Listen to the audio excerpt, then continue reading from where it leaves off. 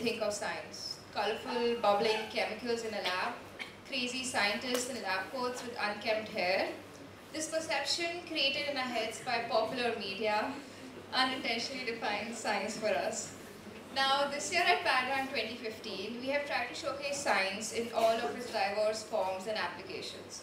With our concluding session of the Professor X series, we hope to explore the different ways media impacts and shapes science and science communication. To do this, we've called upon eminent personalities from the fields of media and science to be a part of our panel. Now, our moderator for today is Mr. Kishore Daswani. Mr. Daswani is a renowned lawyer, scholar, and is currently a professor of law at Government Law College in Mumbai. He graduated with a degree in life sciences and biochemistry from St. Xavier's College. Subsequently, he completed his LLB from GLC and his master's in law from Bombay University. He is a member of the Law, Review, Reforms and Rationalization Committee of the Indian Merchants Chamber, Mumbai. He was appointed as an expert panelist by UNICEF in a symposium on child labor in India. He also serves as a visiting faculty at St. Xavier's College, University of Navarra, Spain, and Deakin University, Australia. Now, our panelists for today include Ms. Chanita Mukherjee, Professor Arnab Bhattacharya, and Mikhail Almeida. We would also like to apologize because Mr. Ashish Shakya was supposed to be a part of our panel, but due to unforeseen health complications, he couldn't be. So as a replacement, we have a student here with us, Mikhail Almeida, who's a third-year student from Xavier's College. He is pursuing a major in journalism, and he dropped out of engineering in his second year, and he also does stand-up and improv comedy on the side. Now, on asking the speakers how they like to be introduced, this is what they have to say. Ms. Chanita Mukherjee is an award-winning documentary filmmaker whose work focuses on science and culture. Director of Comet Media Foundation, a Mumbai-based NGO working in media for education and social change, her career spans almost 40 years.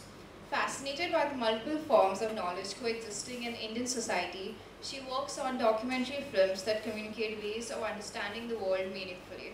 In recent years, she has keenly followed the possibilities offered by information communication technologies towards building cooperative learning spaces. Professor Arnab Bhattacharya, the Chai and Wai guy, is a scientist and science communicator at the Tata Institute of Fundamental Research in Mumbai. He is absolutely crazy about taking science to the public at large, especially kids, and runs Chai and Wai, Mumbai's popular twice-a-month science cafe. He enjoys demonstrating experiments which he claims often don't work and talking about various aspects of science in everyday life. He also has a whole bunch of wacky interests from music, cooking, hiking, photography, and also he plans to run the marathon tomorrow. When he's not into all of this, you might actually find him in the lab working on nitride semiconductor materials, the stuff that makes up blue LEDs and lasers. He received the 2010 Homi Bhabha Award in Science Education and the 2012 Chevening Rolls-Royce Fellowship for Science and Innovation Leadership, and is presently the chair of Science Popularization and Public Outreach at DIFR. Now, before we begin the talk, I'd like to request everyone here to put their phones on silent. Not that you would get much reception here anyway. Please do not click pictures or record the lecture. If you wish to ask the panelists any questions while this talk, our volunteers are throughout the venue. They will be happy to provide you with chits. Kindly hand the chits back to them with their names so that the moderator can raise those questions in the panel. Thank you.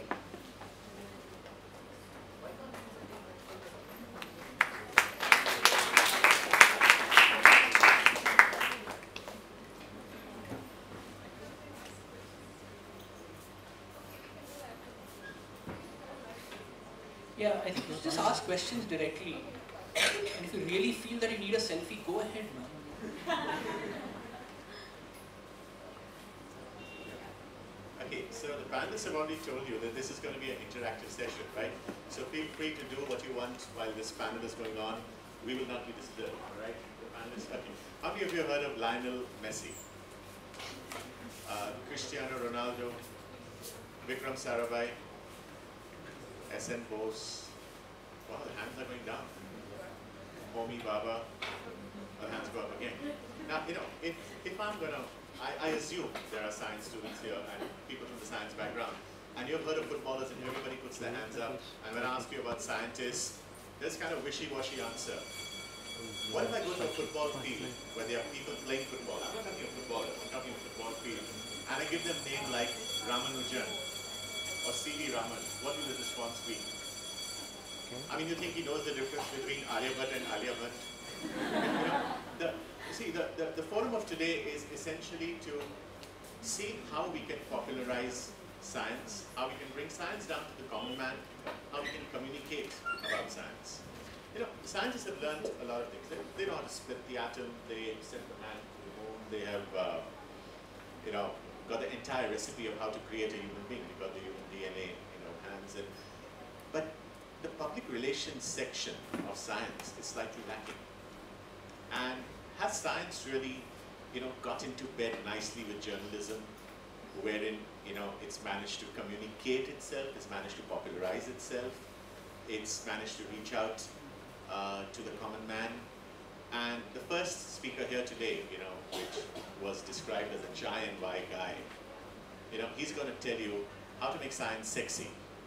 You know, he's going to tell you how to get the oomph into science. He'll tell you what he's been doing to get oomph into the science and how he's managed over the last several years to you know, some of you are smiling very intently. It's not what you're thinking. Sexy is just a way of describing its adjective. And he's going to tell you about how we can popularize science. And the next speaker that we have today, Ms. Mukherjee, is going to tell you about how to communicate about science. You know, look, let's face it, science is in our everyday lives. We are grateful to science in many ways, that our entire style of living has changed. We have a curiosity. We are interested. And there's a story to be told. But is that story being told to everybody? Is that interesting story being told vehemently? Is it being told n number of times? Can it be told better? And this is what Madam Mukherjee is going to communicate to us, or rather tell us how we are able to communicate about science effectively to a larger segment of the public. And Mikhail, you know, we have to give him a little rope. He agreed to be here, you know, this morning. And he's told me that I'm going to be the maverick, you know, I can just go and say a few random things, so we give him that leeway to do that. And Mikhail, apart from being a media student, has also forayed a bit into science education.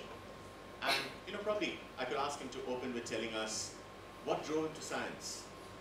Was it admiration, respect? Was it interest? Was it money? Aha. See? So, you know, I think Mikhail can probably tell us about his perspective of science, because in one way, when we are popularizing or communicating about science, you are here, are the consumers. You are the recipient of that communication. At the same time, it is important that this communication reaches out effectively, that we get a good segment of the student community into science, not even as in a structured or institutional manner, but at least get interested and talk about it. So, put the floor to Arun. Okay, so yeah, actually, I thought I'd show you a few pictures before we get started. But then, of course, if we're going to be sitting here, you're going to get blasted by that on our face. So, you don't want to see it? Maybe it's better we step down. Let's see what the height of that picture is. Yeah, okay. it's Avoiding us. Okay. So basically, as you know, shamelessly said, I am the chai and wai guy. This is an experiment I started 7 years back in trying to get science into the public in Mumbai. So Europe has a culture of science cafes, and here, you know, there was nothing. I was very sure that people had questions. I mean, people used to ask questions when you met them. When I went to schools and, you know, met kids, people had questions, but there was no forum for public to ask questions in general. So we thought we'd start something. They started at Prithvi Theatre. Now we are twice a month at Ruparel as well. And first, some shameless advertising. Tomorrow, if you're not running the marathon, you better run here. Tomorrow we are doing Gangs of Dimagpur tomorrow morning at Ruparel College. And this is being presented by Anand Kant Das, who won the Science Slam in 2014. It's a science communication, fun communication contest, where you can do a song and dance if you want. This is about how proteins in the brain gang up actually to give you Alzheimer's and not so nice stuff. But tomorrow at Ruparel at 11 o'clock there is Gangs of Dimagpur. Sorry for that shameless ad. But essentially for those who don't know what Chai and Why is, we get people out of the lab from TIFR twice a month, somebody, and they talk about science. It's not a lecture, it's a very short talk, 15 minutes, followed by an hour and a half of questions over a cup of chai. Okay. But then we've developed into it something much more.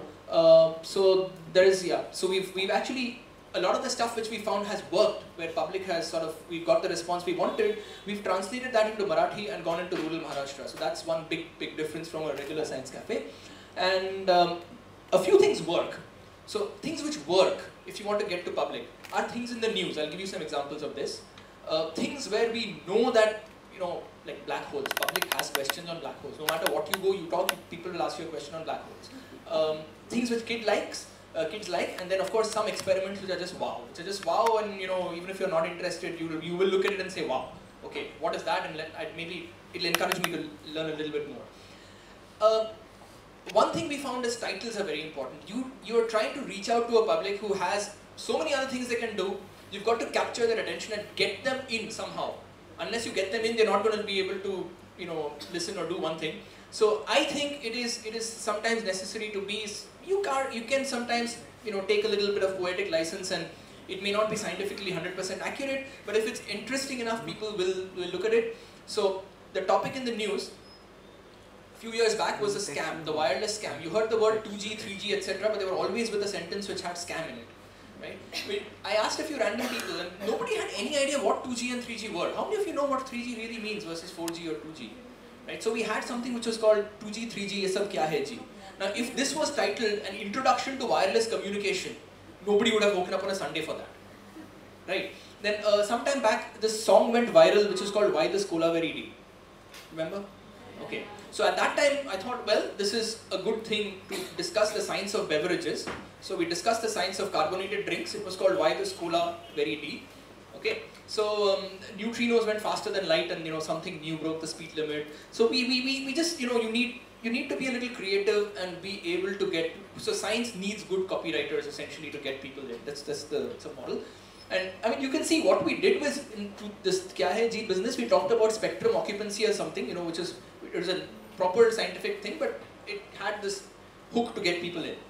Similarly, we've done stuff for the Big Bang and the Little Bang, and you need to be a little bit more creative. So we've done, you know, TIFR thankfully does everything from literally A to Z, astronomy to zoology, and we've been doing, you know, all kinds of stuff, from how people throw things to mathematics behind the market crash. Everything is, you know, science somewhere or the other. And who comes? Well, kids come, adults come, some people are enraptured. We have no age limits, we allow kids to roam around if they like. What we haven't been able to stop is, no matter, even if it's an informal lecture, there are some people who will just keep taking notes. I mean, it's just so ingrained in us that we have to take notes wherever we are. People take notes even at things like this. I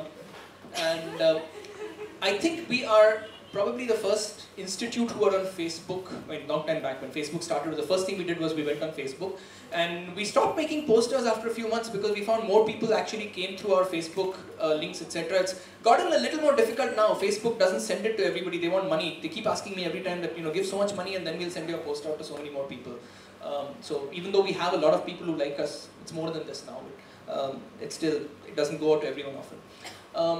We involved younger students. It's not just faculty who give these things. We involve younger students, and they communicate very well, especially for our summer sessions. We've done all kinds of stuff. We've had people do plays in the audience where they were, you know, tied up with strings, literally. And we've had kids. Our summer specials are aimed for even a 6-year-old should get something out of it. So here you have kids learning geometry by folding pieces of paper, and it's a session on origami and mathematics. So we've like, if you called it origami and mathematics, nobody would come, right? You've got to give it a little bit more creative spin. And as I said, we've taken some of the stuff, translated it, things which work, and this is in essentially rural Maharashtra. We do all kinds of experiments with simple things available at home, a few glimpses of it. We've actually gone to some places pretty far off. These are tribal areas inside Pench Tiger Reserve. We've gone to schools which were locked, had them opened up, though technically on the rolls the teacher was on duty that day. But you can see that we had to get it opened up. It's been fun. Equipment hasn't stopped us. We've done, no labs. This is a bed being used as an experimental table. Since we do experiments with things available at home, it's all pretty safe. We are using somebody's plates as equipment. That's being done in a rice mill. That's being done outdoors. So we really reach out to a lot of people. And what do? We do simple stuff. Even simple things like candles burning and going off, we find that no matter whether you're in an international school in Mumbai or some tribal area, the fraction of people who know the right answer to why candles go off when you put a glass on it is the same. Okay, and it's really just look at the kid watching a candle. I mean, it's just quite impressive. Then we've done some experiments. One of this has been copied by Dhwanit, if he's sitting here somewhere, and is being done in the hall below. We started this thing, spraying things into candle flames to give you different colors. Then you do experiments these are the wow experiments. I mean, everybody you meet thinks that carbon dioxide puts out fires. You show them that magnesium will happily burn in carbon dioxide and brighter than it burns ever else. It's like just so much of it just breaks your notion that it's visually, you'll never forget it once you see it, that kind of stuff. Then, some things you have to really scale up, and I mean, this is probably, most people in TIFR do not often, I do not have support for a lot of this kind of stuff. This is corn flour, okay? This is corn flour. You can have fun playing with corn flour and water. Everybody likes to play with it. It's much more fun when you take 200 kilos of corn flour and 200 liters of water, make a huge tank, and have people dance on it. Okay? You can really feel, you can dance on it, you can run on it, you stand on it, you'll sink. Okay? But this allows you to experience science in a way that's very different. And this, I think, makes, you will naturally be curious to find out why was that happening. I mean, if we can spark curiosity, I think the rest of it, people will take care of it. Similarly, soap bubbles. Soap bubbles, everybody does soap bubbles. Soap bubbles don't last very long. If you have large flowing sheets of soap film, you can have them for hours, and it's fun. It's like you can just look at it. It's art in a way. Finally, of course, experiments you can eat. Nothing like that. So I did experiments on crystallization and chocolate. I mean, these are just dairy milk wrappers. You can throw that. You can cool it in ice, and it'll never solidify for whatever reason. So experiments like this they're just, yes, okay, they don't fit into the syllabus, they don't do this, they're not part of education, but they're part of getting it across, making it popular. We've been able to go to places where it's been crazy. We've actually got access to places where I don't think we would have ever dreamt that we'll be able to do experiments in a place like this. This is in a madrasa in Aurangabad district, but we could go there and do experiments. In fact, it was amazing that we got opposite gender people to do an experiment together. This was like, we thought we'd get beaten up over there. Anyway, the reward for us is actually just looking at the kids. That's all. I mean, it's just, once you do this stuff, you can make out that, yes, you have sparked curiosity there. I mean, these pictures just speak for themselves. I mean, just the look on the kids' faces is enough. That's all you need. So, through this program and the side effects of this, science is sort of hopefully going, not yet gone fully, but we're going pop. In fact, at home when I said, I'm going for the science is going pop, my daughter asked me, oh, does it mean that the exam is cancelled? The science exam is pop, it's gone. We are fighting this thing about science. Science, to most people, science is this boring subject that you have to do in school. It's not that it's something that we observe everywhere and try to understand the world around us. And for us, for me, personally at least, I am in the Tata Institute of Fundamental Research. It's trying to put the fun back into research. And, join us, we're having fun. Okay, so that's what we're doing, and I'll leave it up to all of you. Thank you.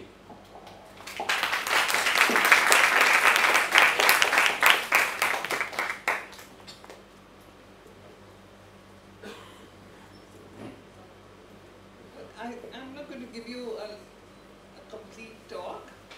Just say some things, and then, the conversation carries on from there. So I thought the first thing I'd put into, here is this whole science festival, and here are all of you. And to my mind, all of you are potential science communicators.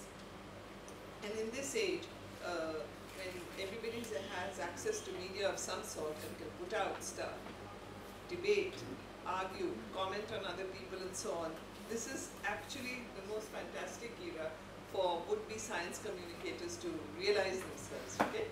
And you don't have to do it in a serious manner, you could do it with this light-hearted and jokey way, or you can bring up serious issues. It's entirely up to you what tenor or what tone you latch on to. So, during the course of this evening, what I want to touch on is various aspects related to what any kind of a contemporary science communicator needs to know whatever their discipline is, and what are the things that they can play around with. So before we get going, I thought first thing is that, do you know that we are the only country in the world where scientific temper is decreed by fiat? Okay, there's a amendment to the Constitution which says that Article 51, which says citizens are duty bound to develop scientific temper, humanism, and the spirit of inquiry and reform. Okay? And this is placed alongside other things like preserving India's composite culture, protecting the environment, avoiding violence, striving for excellence, etc. So this is like a bounden duty, but at the same time, there's no legal sanction in case of any violation. So how you would judge a violation of this duty is not very clear. Various important political leaders and public personalities of all sorts go around flaunting their dependence on gurus, wearing their Vastu Shastra jewelry, building their houses accordingly, tearing down public buildings and rebuilding them according to Vastu, changing their names spellings because of numerological reasons, etc. So these sort of forms of behavior, till now, in the last 70 years of India's independence, were never flaunted so public. People always did it, obviously, in private. It was understood, but not like this, not so publicly. And even the gurus themselves have turned into these superheroes, and you know about the controversy that is going on just now about the God-man and the censor board. All the members have resigned today because there's a limit to how much they could tolerate. So the whole, and there's unrest, there's curfew in the Punjab. Exactly what they were seeking to avoid. So what is all this? All this is connected. It's not about the kind of thing which we think of as science in the usual way, physics, chemistry, etc. But it is very much related to the fabric of society. And there's nothing that can happen in one sector of society which doesn't affect the other and the other and the other. Everything is interconnected, as you know very well. So this is a particular time in which I think science communicators have a lot to do. And I would urge you all to look into the opportunities which you have around you in the spheres where you are. The questions you're curious about, just raising questions is very important. And to have the discourse. Because most of the time, we don't talk. Most of the time, we stay on the good side. Don't ask questions, you'll get by, you'll go ahead and do well and be successful. And that, unfortunately, is what leads to complacence. And it leads to people proposing things which are complete wild fantasies, like Vedic mathematics or some other such catchphrases, which have nothing to do with, the actual science practiced in India 2000 years ago, and in the construction of the altars and the geometric knowledge which they had. It's not about that. It's about some showmanship and doing some quick mental maths. And then it's called Vedic, and then it becomes holy, and it becomes sacred. So there's a whole lot of confusion, and I think this is a great time for young people who want to be science communicators to get into this.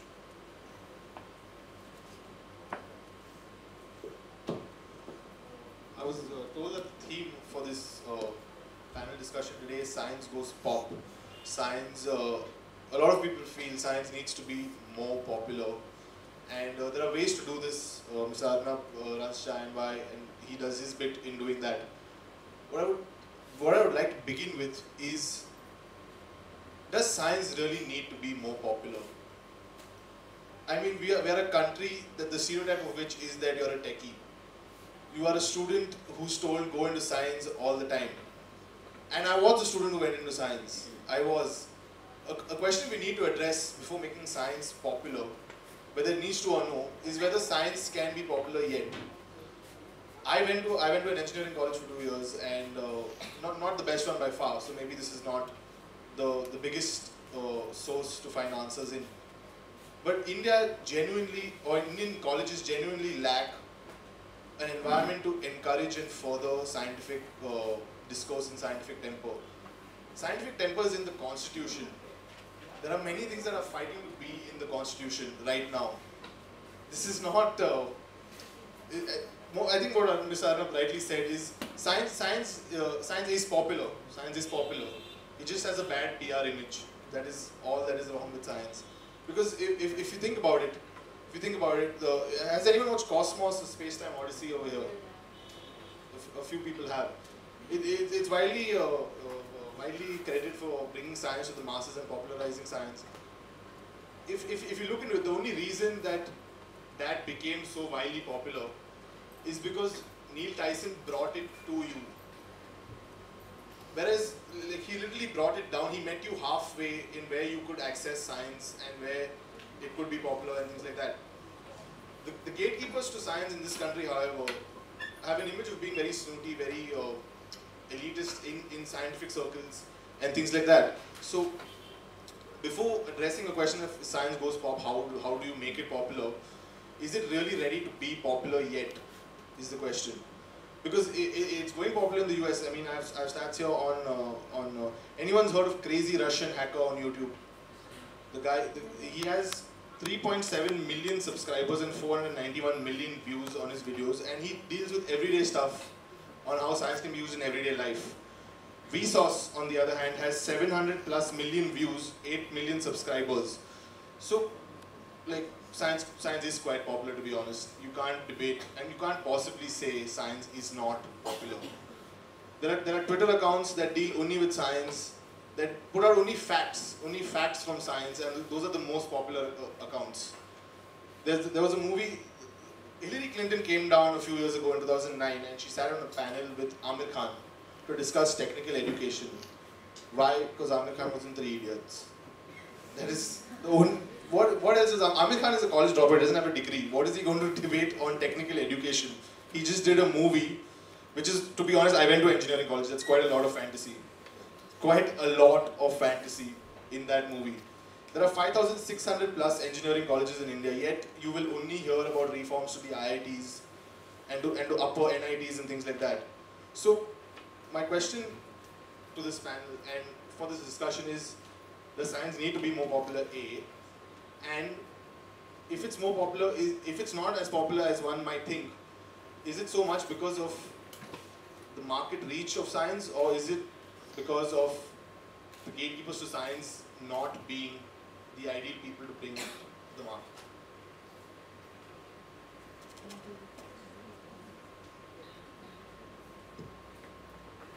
I mean, taking off from what Mikhail just said, you know, one of the weaknesses of science in the present, our contemporary situation, is that the establishment science has not kept space for questioning within its own framework, okay?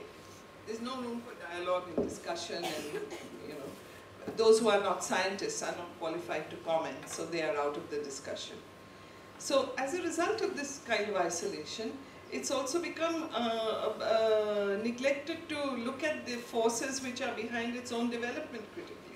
So we come across countless examples of science and technology being misused by corporations which are driven by greed.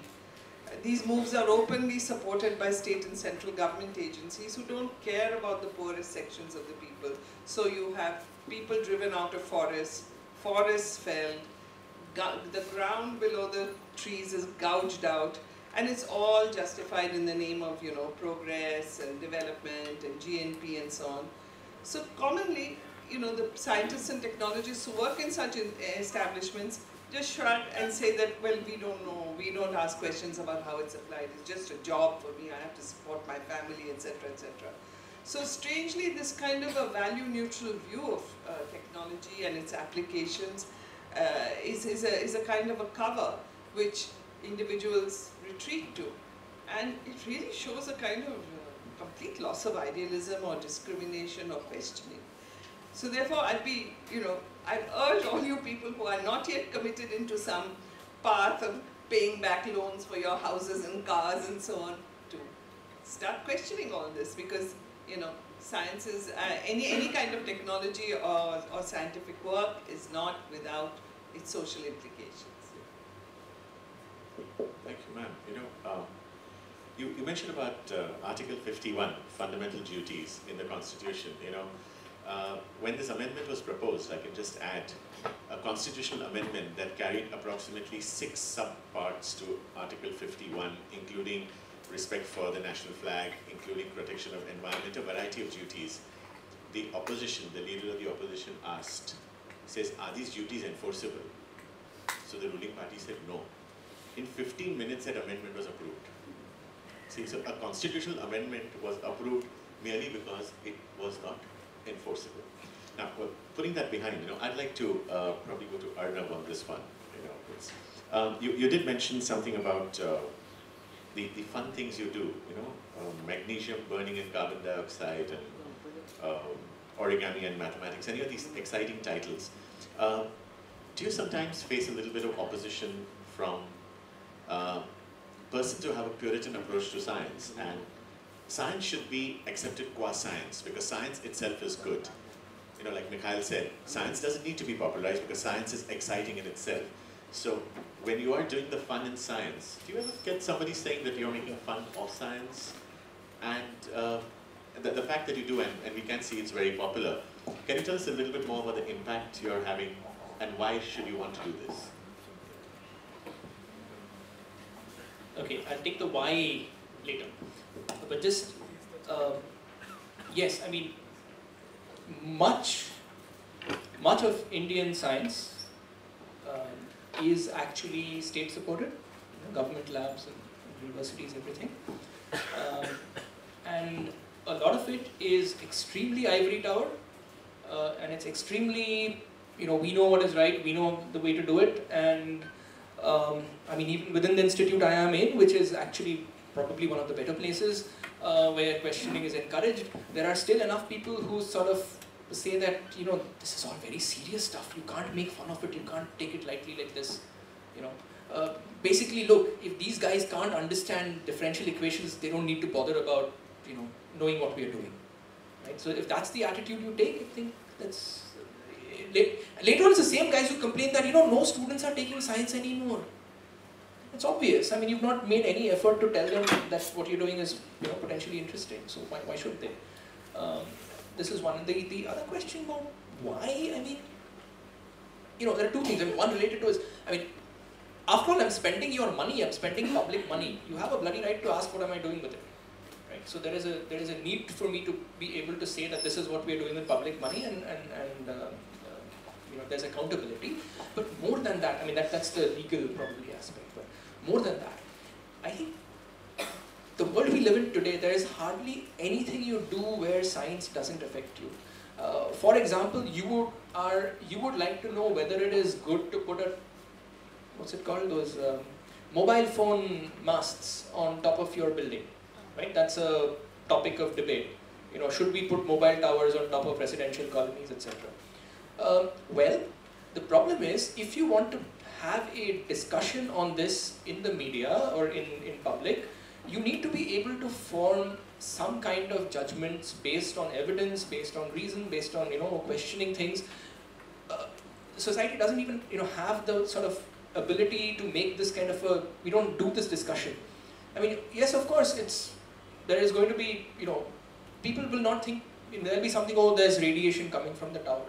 Well, what about the phone that's sitting in my pocket? That's also emitting radiation. If the tower is close by, that has to emit much less radiation. The radiation emitted by a phone in my pocket is potentially much more damaging if the tower is very far away and it's going to be, really cranking out a lot of power. So we don't even get into these discussions because the average sort of, I wouldn't call it scientific literacy, but the average interest in wanting to discuss these things is just, not there. And I mean, I wish it's not just the public, but even the media. How many newspapers have a science correspondent anymore? So one thing is, we use so much of science every day, and we must know a little bit or be interested in it to think that yes, it's important to discuss this. Well, we need to, it's our responsibility to take what we are doing out and make it interesting so that public at large is interested about it.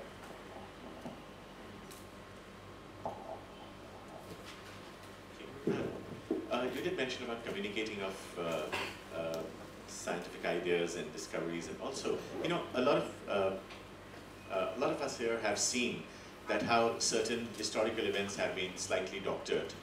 Now, whether they are promoting an ideology or politics, or whether they're promoting science, and even if they are slightly messed up, at least we're talking about science.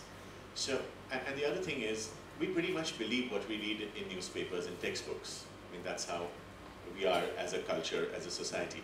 So could you tell us something about history and communication of science and how it has gone through the past few years and how we look forward to it? Take off from what Arnab just said and also from your question. I think the way we have been trained, in the way our upbringing and schooling and so on it works, is that a kind of a passivity is induced in us, because we know to get ahead we have to be able to reproduce what is given to us in the textbook or what the teacher said, etc. Which is why, you know, he pointed out to you this mad note-taking. When something so exciting is happening before you, you can't enjoy it at the sense level because you're busy taking notes, because it'll run away unless you do that. And strangely, those notes are never looked at again. The action of jotting and vigorously moving your hand seems to be the end of the whole participation. Now, we have to get out of those habits, and now more than ever before, because we have huge libraries and archives and encyclopedia at our fingertips, we don't have to stuff our heads full of all kinds of dull facts which we only refer to occasionally and which we find very difficult to synthesize. This is a time when we can really explore our curiosity and share what we are curious about with everybody else. You know, this present avatar of science, which Mikhail also referred to, which we see daily on TV and the internet, is a kind of instructional material, a kind of advertising, a kind of government propaganda, entertainment, and sensational news. It's that kind of level of things. Now, unless practicing scientists or people with some kind of an exposure, like science students like yourselves, can interpret all these sensationalist things and, you know, get journalists and academicians and, you know, people who are at the theoretical edge, you know, in institutions like Arnab's, get them to take part in this communication, you will always have this few fleeting moments of fluffy stuff and sensational stuff and, oh, mobile phones will kill us, or, you know, some kind of very highly reduced one line, one beep, bleep sensation kind of a thing, you know. And if you see the news on TV, it's all reduced to that. Oh, some mysterious fever epidemic is killing babies in the Andes, and something, and it's all said in the same flow without any discrimination. And you know, so-and-so's football stadium has the biggest, largest TV screen in a football stadium in the whole world. And all these kind of factoids are just piled on top of one another. So let's try and see how we can change this whole snippets kind of an approach. You know, it has to go back to school curriculum, school science, and the Government of India has some very, very great stuff in the National Curricular Framework 2005 documents. If you sit on the net, go to the NCERT site and pull them out, you'll see all the science stuff, the mathematics. It's exceptional. It really tries to link up science with life, and all the traditionally separated disciplines, which were separated only because of the limitations of the human ability in the 19th century. They were, you know, cut out, facets were cut out and separated for the ease of the teacher and the student. We know in real life it doesn't work like that, and all these things are integrated, and the new NCERT textbooks really try to do that. So if you look at the maths textbook of class 4 or 5, you wouldn't even know it's a maths textbook. It's about timelines, and it's about all kinds of very, very interesting things. A kabaddi wala is selling kabaddi and converting this trash into value, and all kinds of very interesting stories. You know, you think it looks like a literature book or something. And then, you know, in that is all the maths. So it's this kind of approaches which we must be able to promote. And one is afraid that there's a kind of a tendency in the interest of practicality and so on to dismantle this sort of approaches which are not, you know, unidirectional and very focused on the stuff which can be mugged up and reproduced in exams. And that is the thing where a lot of personal science communication by people like you could have a great role. And I'd also like you to just look a little bit in the background.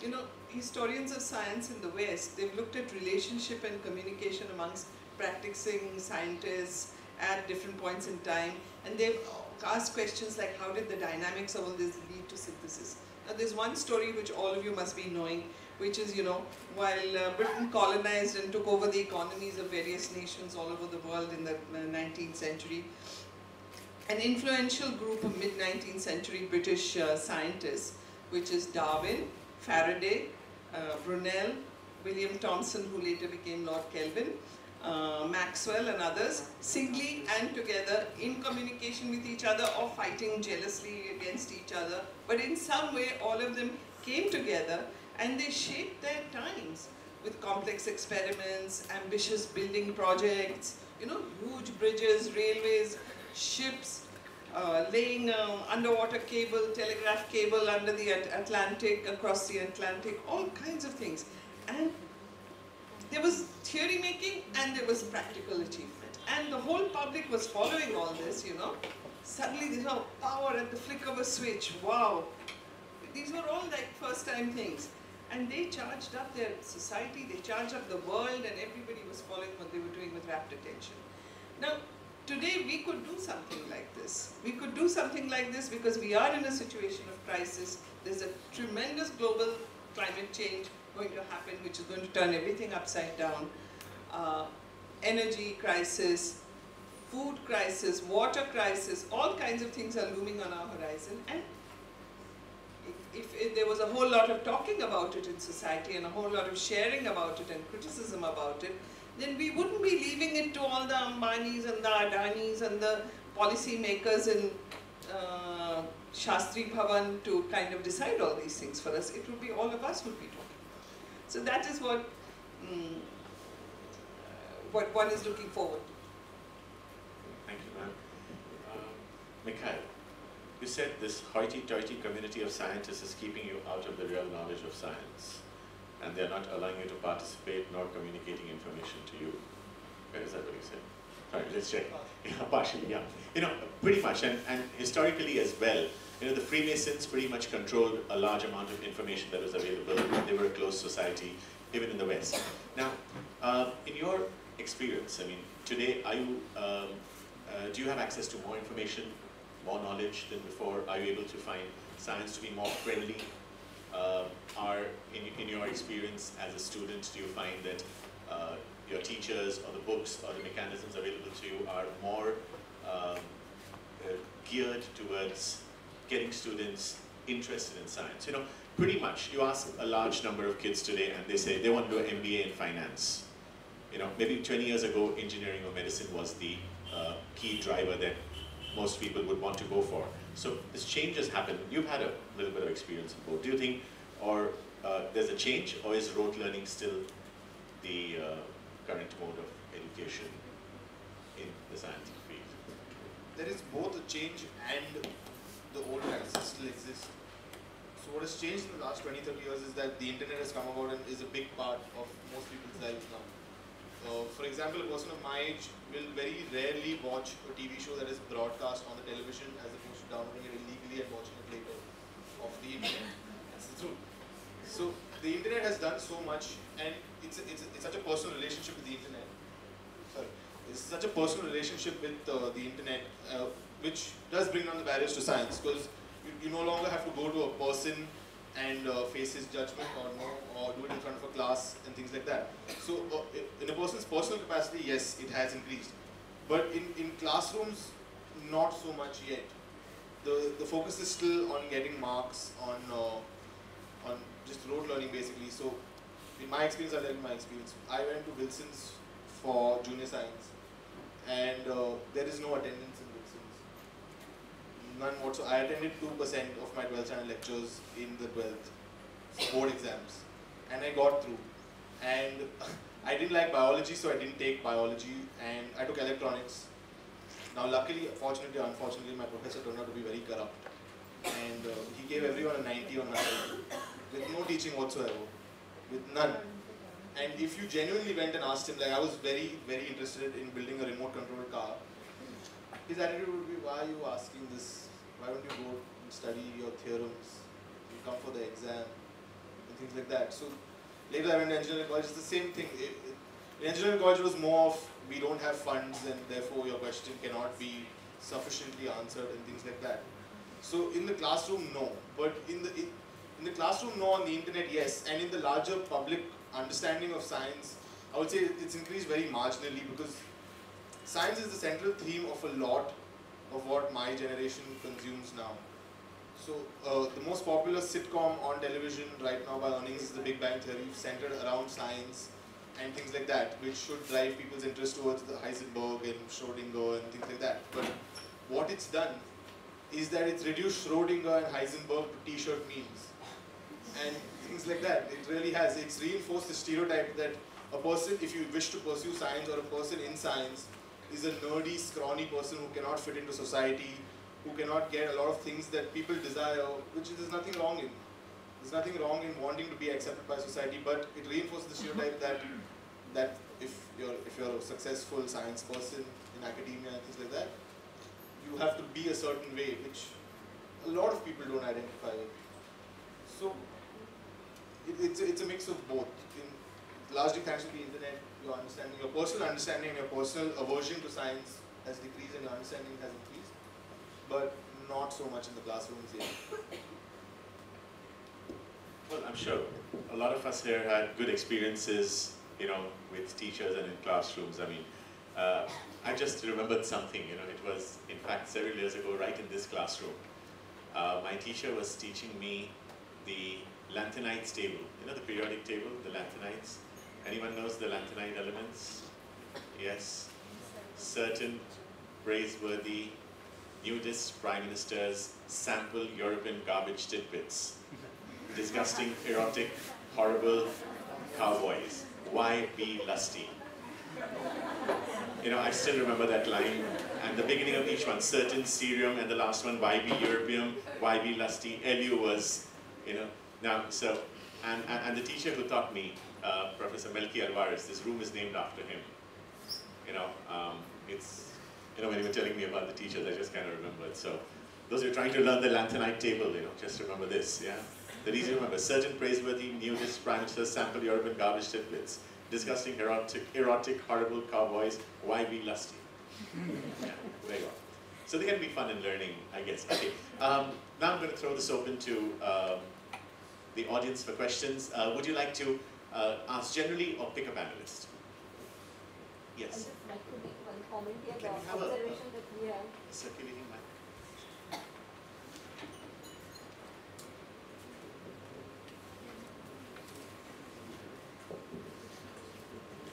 So till the mic comes to you, just a rejoinder to your thing. I completely agree with you. For me, it was, forget 2% attendance.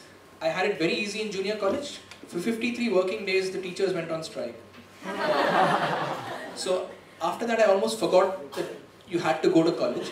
But thankfully, there were a bunch of us who decided, in those days there was no Google. But there was, again, thankfully the British Council Library, which was like a physical version of, you know, there was access to information. And we just went and read. I mean, we sort of supposedly went and read academic stuff, but mostly we read other things. But still, it gave you the opportunity to, you know, read about stuff and something. And I think that's important, to be able to. This device is going to be very important. I think there is so much of content that's available. Khan Academy, courseware, whatever. If we need to get things out, it's going to be this format. That's what everyone has in its pocket today. That's the library now. As it has been rightly discussed, our experience, when a student comes to our college, and what I'm saying is not only our college, maybe the picture everywhere, and the first year BSc, majority of them, they do practicals just because it is there in the course. There are many of them, not because they don't want to do, but they are scared of touching the apparatus.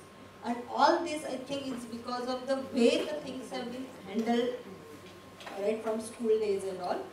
Science has been studied by the students who want to go for engineering or medicine. So it means they are all the time looking after the marks.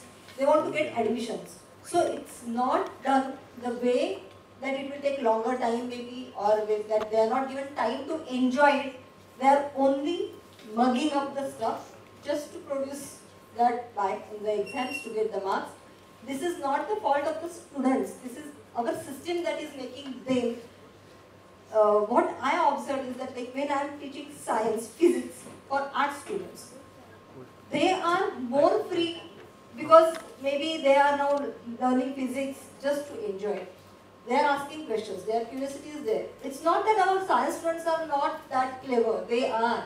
But they are not allowed to use those ways, they are not allowed to handle or do the things in differently. Like in our lab when they come, if I tell them that for this particular experiment, this is one method, but I am allowing you to do it in any different way that you feel like doing. Just try, practice or whatever different things, ideas come in your mind. They are always scared. Maybe they are scared of the apparatus. They are scared that they will not finish the experiment because they feel unless and until I finish it, I will not get marks. So students, I mean, we are killing their curiosity right from their school days. And that is why the programs like he is running for popularization of science are very much important. Thank you very much for your comments and input. Is there anybody has a question to the panelists? Yes.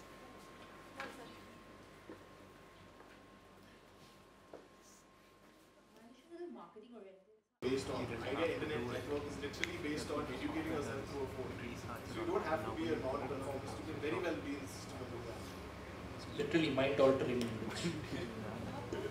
Maybe you meant being a non-conformist in the process, but not in the substance. You know, you can say true to your substance, true to science. You could be a non-conformist in the process in which you communicate. Although a word of caution here, you know, you cannot be like some of our politicians or so-called scientists, you know, who are taking it to a different level. So, along with the process of communication, you also have to have a sense of responsibility. You know, I think that's very important when we communicate and also when we re-communicate. Because when we hear something, we talk about it again. So there has to be the question as well as the responsibility. Especially if you're in a position of, you know, you can have whatever personal belief you have, but if you're the Minister of Science and Technology or Prime Minister or whatever, at some point you have to keep your mouth shut. First of all, we are sorry for taking notes. We are journalism students and we have to write a report on this. So that's why we're So, my question is... Get your interested rather than... No, of course we're interested also. That just killed our entire panel of the day. Okay, so ma'am, you said that media is not taking enough part in science. But don't you think that media is not taking enough part in bringing science further ahead? But don't you think that it's communicating about science to the public? Yeah. But don't you think that it's very sort of difficult for the layman to understand science that is being communicated in newspapers and magazines? I think this is where, you know, if we see science as some sort of an unpalatable, difficult thing which you cram up and get through some exams and forget the minute the exam is over, then it's a problem. But if you see science as a kind of way of understanding the reality around you, understanding the rhythms and the patterns in nature around you, and giving you a philosophical basis with which to understand how human beings and human society live within this greater system of regular rhythms and chakras that go on, it becomes very accessible. So don't think of science as some sort of chemistry exam, a nightmare, but really in terms of understanding how the world is the way it is, and understanding very long-term processes of which you too are a part. No, I understand that, but as we talk about Big Bang Theory or the kind of work Arnab sir does, science becomes fun. But that fun, it does not show in newspapers or magazines because it's written in a way that people really don't understand. It shuts you out. Which is why people stop reading after maybe second or third line. No, so That's why we need journalists. Yeah, as aspiring journalists like you. Journalists can work on it, but also I think the scientists really need to work on how can they make it better. You know, how can they make it more accessible to normal public. I completely I completely agree with you. That was the point I was making, that you need to meet the public halfway. In that there are a lot of people, I had a lot of classmates who could not understand what is going on and they were shunned by the teacher completely. That's a perfectly normal thing to do. And humans have not understood a lot of science, what we know today for thousands and millions of years. It's perfectly fine. If the complaint you're making is that what is printed in the newspaper isn't meeting you halfway yet, then that differs from person to person. Like, your understanding of science may be of a certain level and someone else might understand the text completely. But to say that the media isn't doing enough, I would sort of disagree with you, because there is a science section in every paper. They may not have a journalist. There is a science section. NDTV at least has a science correspondent. The science is being thrown to you in the programming you watch, in the things you do, in all sorts of things. Even if you don't consume any of this, just social media will expose you to science in all these things. So I don't think the media is responsible for that. It's more of a person's personal experiences and as a collective, as a whole, that will shape this idea of yours. I disagree. I beg to disagree. I mean, you take any newspaper, okay? I mean, if Amitabh Bachchan's dog pees, that will come on the first page. I mean, not science. I mean, look at the emphasis or the focus that any newspaper puts on science. It will be hidden in some, even numbered page at the bottom somewhere, a small thing perhaps. So the thing is, does media take science? And the point is, even these are probably irrelevant stories. I mean, something that's happened at the National Institute of Health somewhere, somebody's found something. Is it relevant to what the Mumbai public wants to know? Right? So I think it also requires a little bit of effort from, of course, scientists are pathetic. Most of them are pathetic in conveying what they do. I completely will agree with that. But I also think that, media needs to sort of dig, probe, poke, and we will respond. One of the reasons why they don't give that much importance to science is probably that their marketing or advertising understanding is that the public doesn't want it or is not interested in it. So this is where, you guys have to create all this noise around, which will also communicate itself to the publishers of newspapers and magazines, that there is an interest and that people want a nuanced understanding. They don't want a sensational, ye mat karo, wo mat karo, ye dangerous hai, ye cancer hota hai, isse kind of news. And that people want to know more and to have the choice. Typically, like, I know somebody who's an oncologist. They were telling me that they're following now the American kind of protocols where the patient is given an informed choice. You want this kind of treatment or chemotherapy, or don't want it, or these are the choices before you, and you think about it and you opt for this or that. And she was telling me that the public is so just not prepared to think about it. You give them all of course they're panic stricken because they've got a life-threatening disease, and you can understand that there's a whole lot of hesitation to investigate and so on. They keep saying, doctor, tum bolo kya karna hai, and I shall do accordingly. They want to be passive in that situation. But really, a higher level of informed public opinion would make things very different. And I think it's your generation which can tip that thing. Tip it over and move it to another plane where people are asking those questions about those consumer products which are bad for them, which don't work for them, and to have informed opinions. Yeah, can I say something? I just wanted to say that in today's society we have a lot of educated people. They have passed and got their degrees and they are all doing jobs and all. But scientific way of thinking, what you can call scientific thought, in our society at large is not developed at all. For some simple things like people don't understand what is a solar eclipse, that's not true. They have learned it in geography, right? In 8th, 9th standard they are taught what is an eclipse. But they all, even though they are very well established society members, they will all think that when Grahan is happening, we should not eat the food which is there, will have some radiation contamination or something. Most of them will go and maro a dubki in Ganga if they can, but they will at least take a bath at home, etc. And I think the scientific inquiry into why there is any problem with this is not developed in the society at all. And I think although people are trying to popularize science and doing these efforts like Arnab does, or what this student was saying, we should all start bringing ideas into the general populace and write about it in media. I feel that when we want to hit the problem right at the root, where our entire society needs to change its attitude about this Vastu or whatever else, all these myths that are there, which are completely non-scientific way of thinking about even day-to-day life. Forget understanding how a mobile phone works. Some basic educational reform at high school and school and even first standard onwards, how we teach science and how we allow our children to think has to happen. It will not happen with just individual efforts. How many ever scientists come out of their lab and start explaining what they are doing?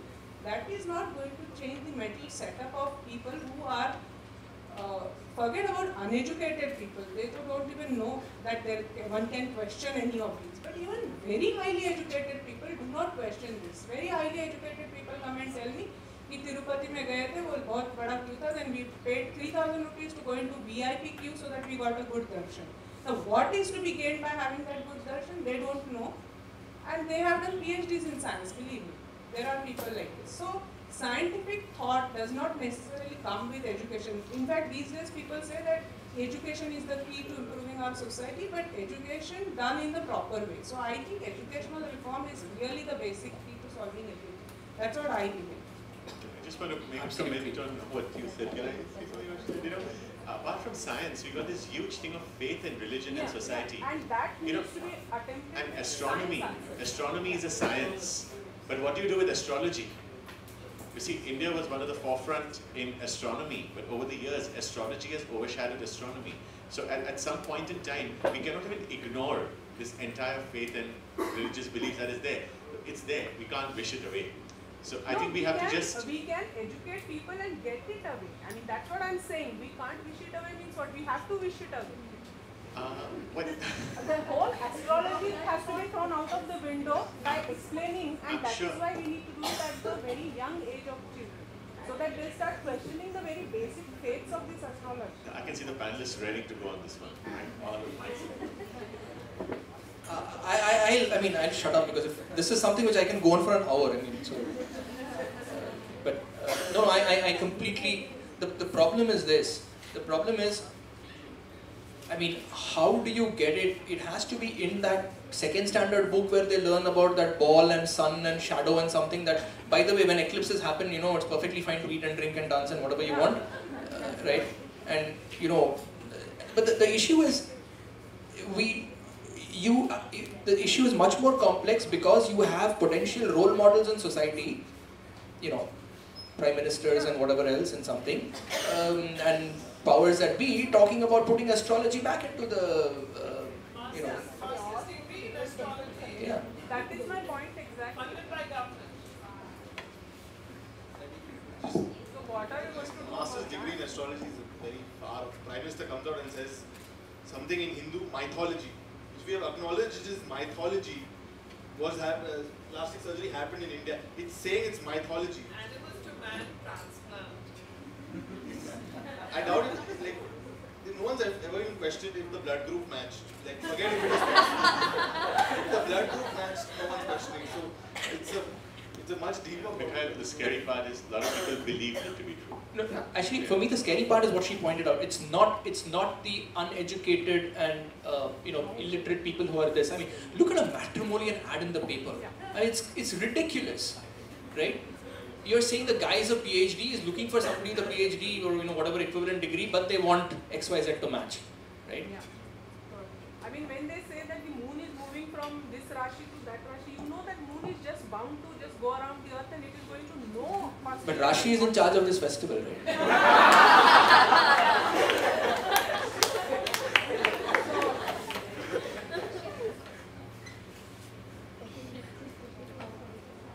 Hi.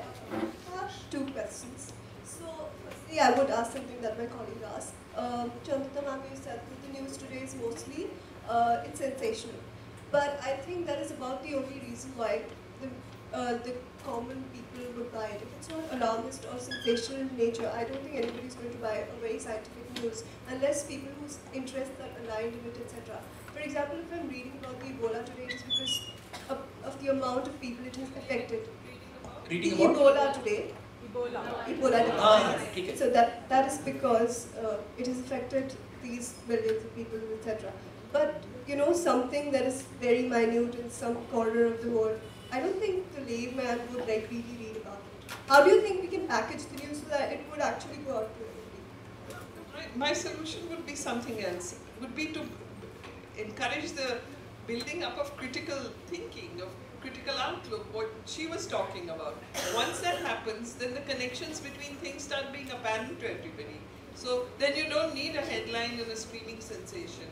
You understand that the climate change is leading to some other change, which is leading to the, you know, whatever. People are traveling across overseas much more, therefore the Ebola spreads because people are traveling so much and very rapidly, etc.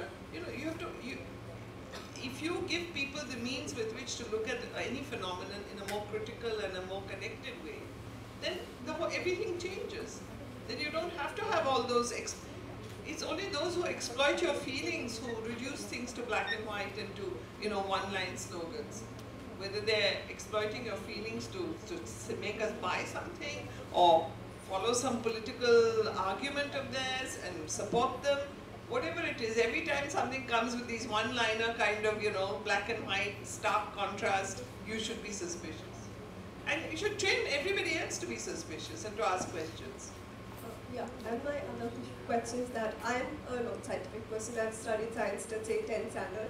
So I feel that the scientific community is complacent when they, you know, want to communicate with, say, the non-scientific colleagues of theirs. Okay, so why do you think that kind of a thing exists? As in, yeah, I think there's kind of gatekeeping, like Mikhail said, or it's like the Mason society, you know, keeping everything close to themselves. So why do you think that is? Honestly, what I experienced, like you ask a student or a teacher after a point, they just break down mentally. They simply do not have the patience to tell you that this is really how it is. Like they will just be like, you are not qualified for this.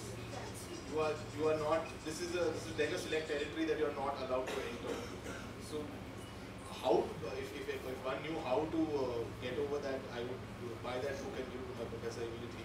But unfortunately, I don't think there is an answer to this.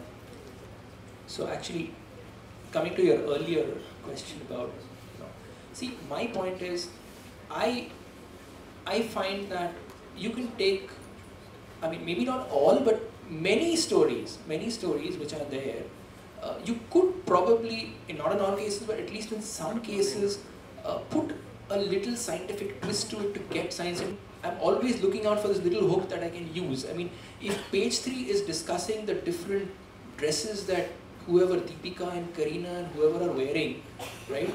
And they will have this thing that this is, today's like thing is everybody's wearing these mesh kind of dresses, this pattern, okay?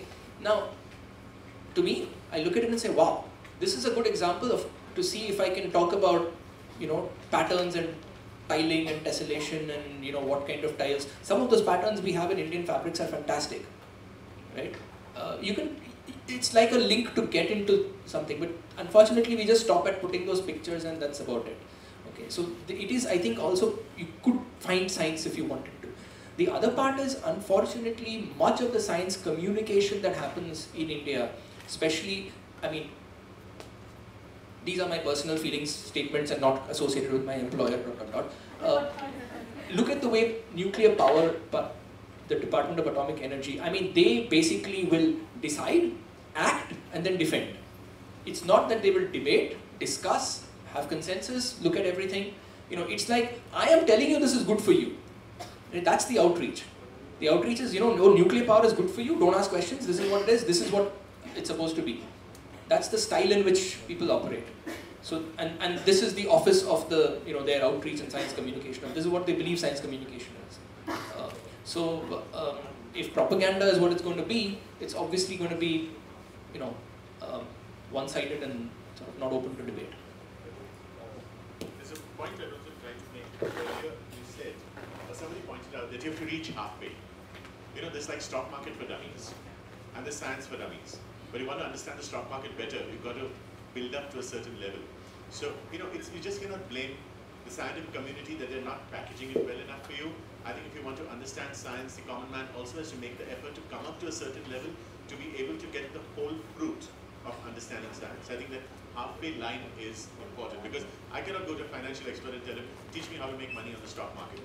I have to do a certain amount of work. So I think this halfway level, and probably the media could encourage people to reach halfway, you know, through sufficient stimulation, etc. To ask questions. I think essentially it's about having a critical outlook and to ask questions, to compare.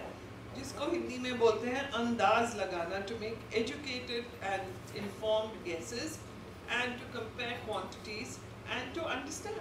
So, and as I said, anything you're curious about, you could really look up on the huge archives that are available to you on the internet. So, the immediate future is going to be the human future, and that's something everybody's interested in. And if sufficient amount of dialogue gets going to understand the science and technology issues involved, and to see how the play of regional and national and international global politics play in terms of these science and technology choices before the people, this is really the thing that that we should be concerned with in the future. So your job is not to inform people only, but to equip people to construct knowledge for themselves. And once they are able to construct their own knowledge, they will be able to figure out how to act on it. And so you know, there's no ready-made solution to be given, but the key can be distributed, the code can be distributed with which people can work out their own solutions, wherever they are, whatever class of society they're in. Yeah, people need to ask why. Right? I mean, as media, I think you can encourage people to ask why. Wise make a wise man. No, you see, something like the Right to Education Bill. Farmers started asking, how is this land being given away to create a factory? You had a whole total rocking sea change in West Bengal because of that whole nano factory and that land being given without people being consulted, and the whole government, which had been there for 40 years, was brought down. You know, I'm not saying it's a good thing or that they've been substituted with anything which is commendable, but the thing is that people can change history. You know, their information and critical thinking are the real things with which times change. So if you're, you know, feel कि हम लोग सब फंसे हुए हैं किसी जाल के अंदर, it's information and communication and science communication which is actually going to help us to come out. But you got to be careful in Bengal. The Queen can say off with your head.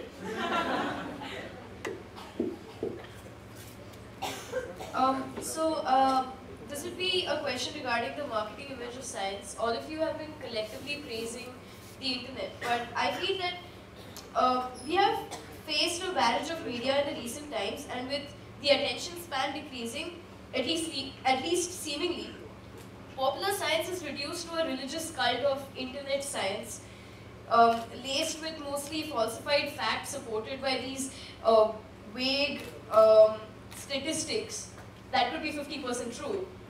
Although the internet does popularize science, would you also consider it harmful under all the weight of lies disguised as science?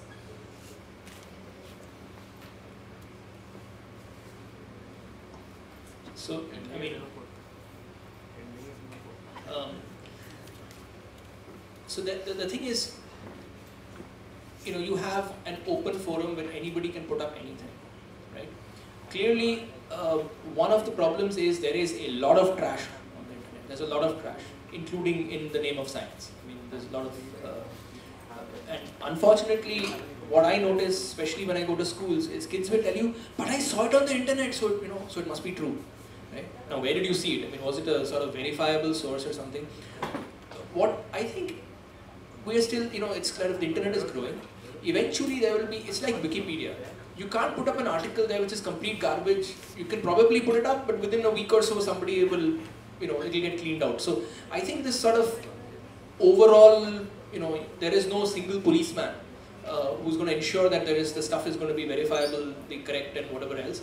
But eventually, I think the network will sort of figure out ways of saying that, yeah, these are reliable sites and these are sort of, be wary when you're going to these sites. But at some point you have access to information, forget internet, I mean there's junk information available everywhere, right? I mean you can choose whom to go to, what to accept, what not to accept. So at some level you've got to be a little bit, questioning and asking, does this make sense, or is this something being, there is just no dearth of junk. I mean people will tell you that XYZ is good for you without any evidence or something. I'm so sorry, this will be the last question for today. We are running out of time. No, it's not a question. Again, I just want to give some observations of mine. Mainly our teaching should be blamed for this. Right from primary schools to the undergraduate level, all the teachers should understand the responsibility that they should encourage students to ask questions. I feel it's like this, that I don't know how many of these students, not only those who are sitting here, but otherwise, after graduation or maybe after their post-graduation, would really like to be school teachers, and not only in ICSE, CBSE and those IG schools, but SSC board schools also. And I will not blame them if they say no, because that particular job is not respected at all.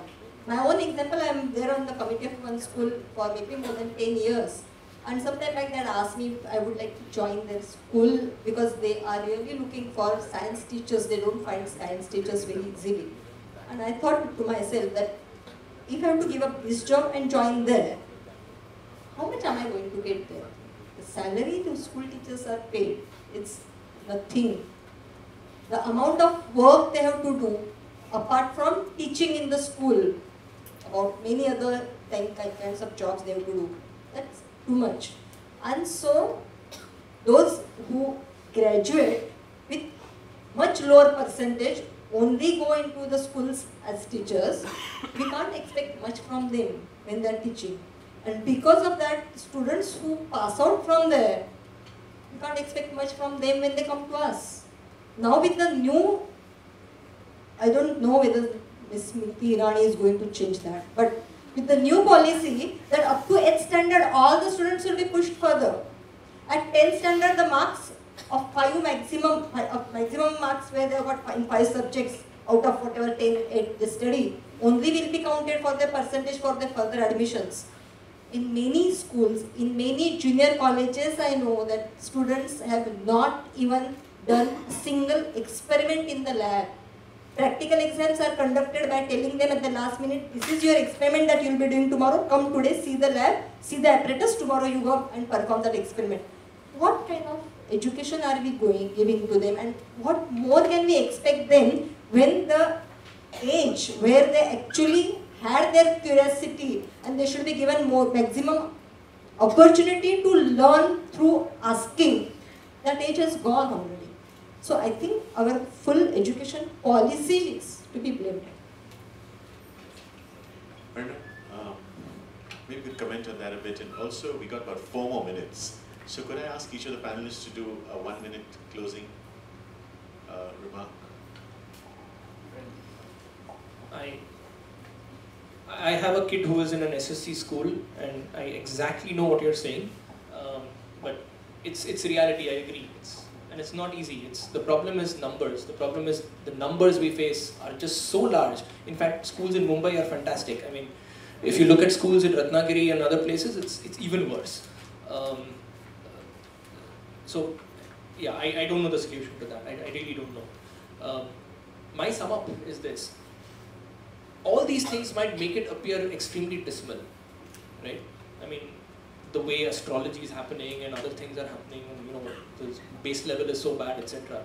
But my point is this: if all of us in our individual capacities can make a small difference, maybe to 1%, 2%, whatever, that small difference is worth it, and that's why we should continue to do it. Don't worry about changing the world. If you can just do whatever that we know, if we are scientifically aware, literate, whatever else, if we can communicate something, we should just go ahead and do it. That's all.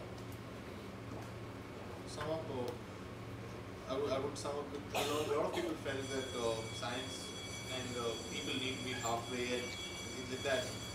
That still holds true in my mind. And the internet, as someone brought up towards the end, may not be verifiable and may not be all completely true.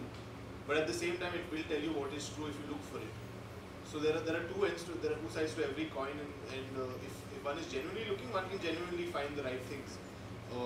So as he rightly said, and as what Matt was posing earlier, that an individual contribution does make a difference, however small that is, whether that's on social media, whether that's simply just telling one friend about it, because that one person might think about it, or another person might look up that link and things like that. It's all a snowball effect. And if one genuinely cares for science, this is a way to go forward. This is one of the ways to go forward, not the only one.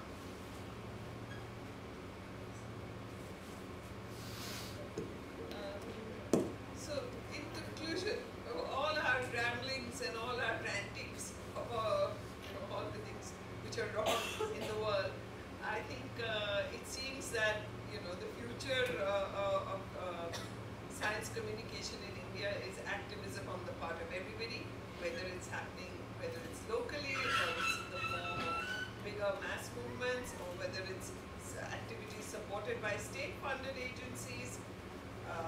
Exposure to methods of science and exposure to the insights of science is really the way forward, and that is the honey which would then energize all of us to work on whatever it is that we are bothered with at our own level, whether it is changing a law, or whether it is dealing with an illness in the family, or the method that we work out has to do with our capacity for critical thinking. So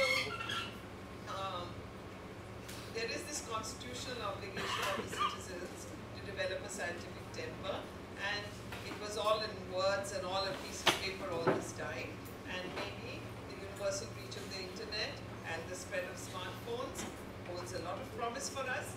And this coupled with the growth of local language internet cultures, very active internet cultures in local Indian languages. All of this may finally result in a kind of a brew which gives access to knowledge to many, and a new kind of redistribution of knowledge means redistribution of power, and this great ancient land of ours may yet see another dawn, another era.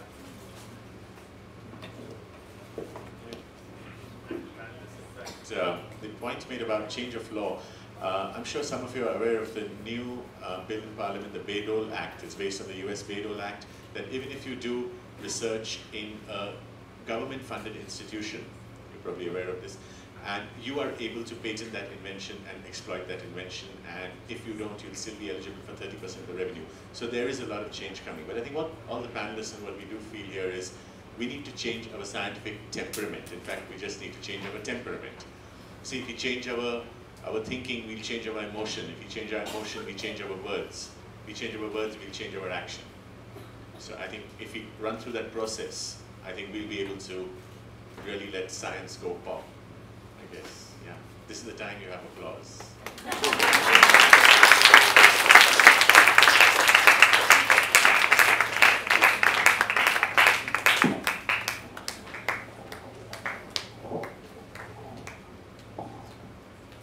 I'd just like to call upon Ritika to give the vote of thanks.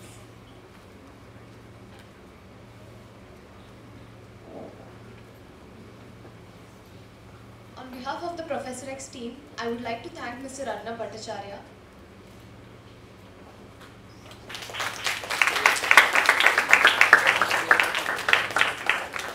Mikhail Almeida,